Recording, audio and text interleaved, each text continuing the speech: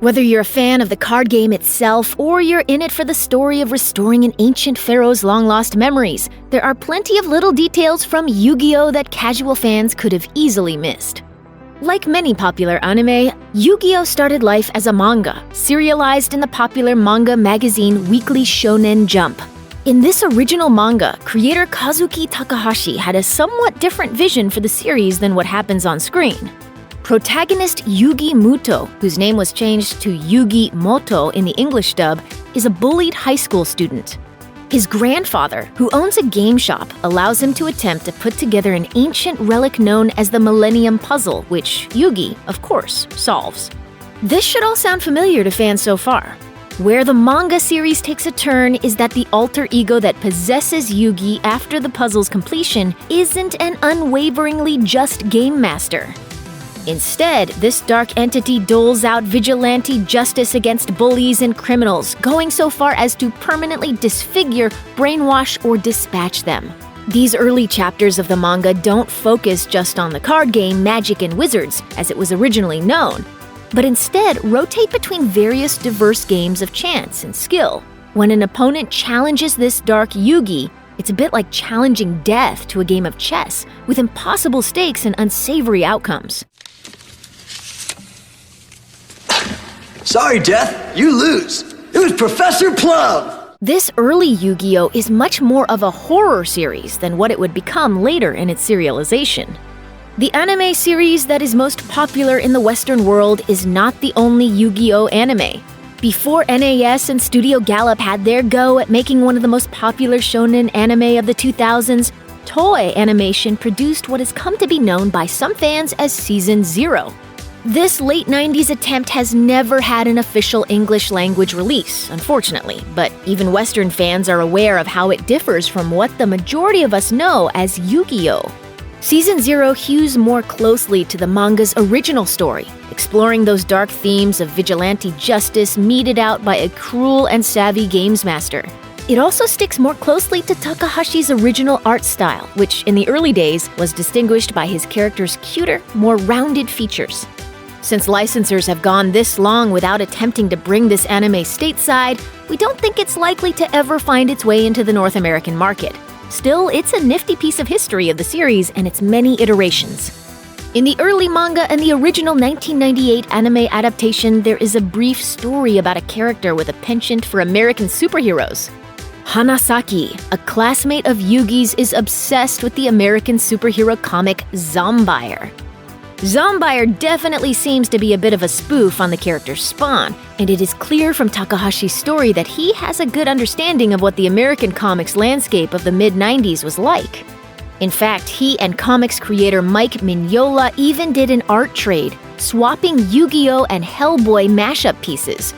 More recently, Takahashi has provided the artwork for Japanese-only Marvel comics involving Spider-Man and Iron Man. It's clear that Takahashi is a fan of Western comics and influenced by them as much as he is by other manga. When something is translated for a different audience, things end up changing. However, hardcore Yu-Gi-Oh! Fans are often disgruntled about some of the changes that occurred between the Japanese version of the series and the English adaptation by 4Kids Entertainment. The former was intended for a young teenage audience, while 4Kids naturally tried to market it to younger kids. To start out, the majority of the characters had their names changed from their original Japanese to more English-friendly names. Jonochi was changed to Joey, Honda to Tristan, Anzu to T, and so on. This is a common enough practice when anime is intended for younger audiences, but surely there are Japanese kids in America who would love to hear names like theirs on their favorite television programs. Beyond this, the English adaptation refers to the Millennium Puzzle as 5,000 years old, whereas the original Japanese has it at a more recent 3,000 years old. The opening and closing songs in Japanese are well-written pop songs, but American kids were rocking out to a high-powered, largely wordless tune. Perhaps the most shocking change of all is the addition in English of something called the Shadow Realm.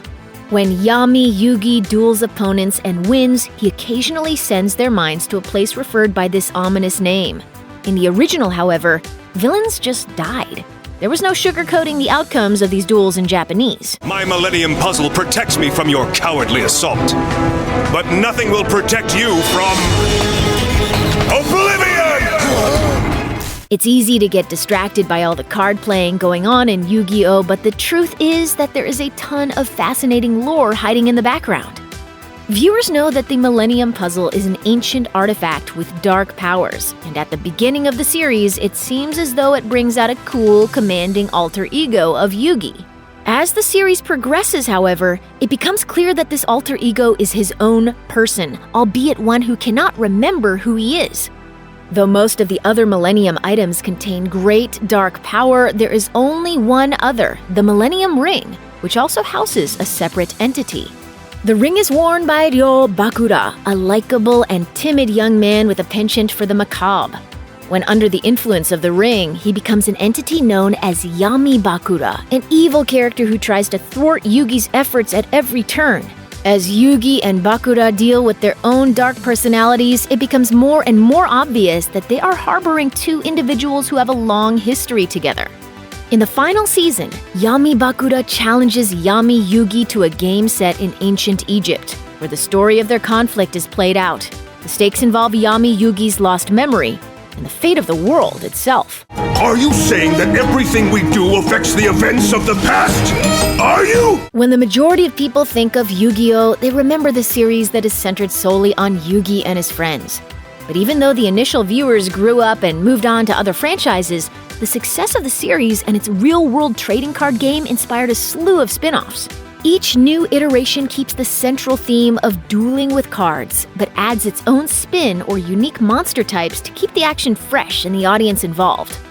The first of these spin-offs, Yu-Gi-Oh! GX, follows Judai Yuki, called Jaden Yuki in English, as he makes his way through the prestigious Duel Academy. As a connection to the first series, the school was founded by the original series antagonist, the hyper-rich super genius Seto Kaiba.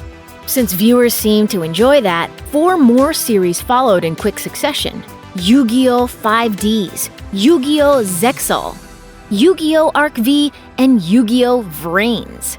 With each new installation comes a further focus on the intersection of dueling and tech, a theme which has been part of the series ever since Seto Kaiba stepped onto the scene with his dual discs. There is also a new, as-of-yet unnamed spin-off series set to premiere in 2020, 4 years after Vrains hit TV, and it's anybody's guess as to how the gameplay will evolve from its most recent digital world makeover. As we now know, Yu-Gi-Oh! Hasn't always been about the card game, despite what the merchandising team wants you to think. Even though the most popular anime series focuses significantly on the cards and their lore and creation, tabletop role-playing games also play a significant role in the plot itself. In the manga, the shy new kid on the block, Bakura, invites Yugi and his friends over to play a game of Monster World, a sort of in-series version of Dungeons & Dragons. During this game, the spirit of the Millennium Ring takes hold of Bakura, changing the stakes so that any false move sees one of the players sealed inside their individual game piece unless Yugi can break them out. This storyline was pretty violent, which was probably why it was adapted for the Season 0 anime but never made it into the later adaptations. Plus, as we mentioned earlier, the final season of the original series saw Yami Bakura as Game Master once again, taking Yami Yugi on a trip down ancient memory lane in a tabletop campaign called Memory World. Most people, especially kids, don't really think twice about how their anime gets to them. The fact is, there's a lot of time, negotiation, and work that goes into acquiring the rights to air an anime in another country, plus all the work that goes into voice acting and making the series presentable to a new audience. And sometimes there are issues that arise as a result of licensing. In 2011, American licensing company 4Kids Entertainment was sued by Tokyo TV and Nihon Ad Systems for breach of contract. The conflict arose around 4Kids withholding funds from the licensors that they earned through deals with companies like Funimation and Cartoon Network. 4Kids ended up filing for Chapter 11 bankruptcy following this suit, and then claimed to have bounced back from it in 2012. However, they filed again in 2016. Fortunately, 4Kids' legal troubles hasn't stopped Yu-Gi-Oh! From being available to stream. The series is available through streaming on Funimation's website, as well as through Crunchyroll, Netflix, and Hulu. Unsurprisingly, dueling in the real world doesn't quite match up with dueling as it's represented in the anime. For one thing, while we call them Yu-Gi-Oh cards, the characters in show refer to their decks as Duel Monsters cards. And in both the manga and all of the anime iterations of the series, the rules of Duel Monsters are pretty fast and loose. In order to make a playable game, more structured rules have been set for those of us playing along at home. Another key difference is the cards themselves, however. Everyone recognizes the Dark Magician or Blue Eyes White Dragon cards, but there are a handful of cards from the series that either never made it into the physical realm or are no longer usable when playing by competition rules. Despite its frequent use and explanation in the series, the spell card Pot of Greed is no longer acceptable in a real-life match. Bakura's favorite card, Change of Heart, is also a no-go, unfortunately. If you want to use these in a real match, well... And this time you don't stand a ghost of a chance. Using all of your allowance on Yu-Gi-Oh cards as a kid was a common enough experience. But as we age, it becomes less viable to spend money that way, never mind finding the time and friends with which to duel. Luckily, there are other means of engaging with the series that can be enjoyed at any age and within any budget. Like all successful anime series, Yu-Gi-Oh has spawned several video games. Many of these games haven't made it out of Japan, but there are a few which have. The first was Yu-Gi-Oh! Dark Duel Stories for the Game Boy Color, which pitted the player against characters from the series in order to progress and acquire new cards. Pretty straightforward. Yu-Gi-Oh! Duelists of the Roses, however, takes a different tack. In this game, players chose the side of the House of Lancaster or the House of York and duel in a plot that is loosely based on the real-world War of the Roses.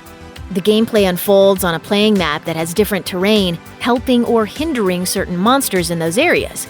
This game expands upon what fans know from the series to create a new challenge. Of course, games and game systems cost money, but most people have a phone or tablet these days. With those devices, you can download the official Konami app Yu-Gi-Oh! Duel Links, which allows players to duel characters or real players from across the world in real time, keeping the spirit of one-on-one matches alive. In other words, it's always... It's time to duel! Check out one of our newest videos right here. Plus, even more Looper videos about your favorite anime are coming soon. Subscribe to our YouTube channel and hit the bell so you don't miss a single one.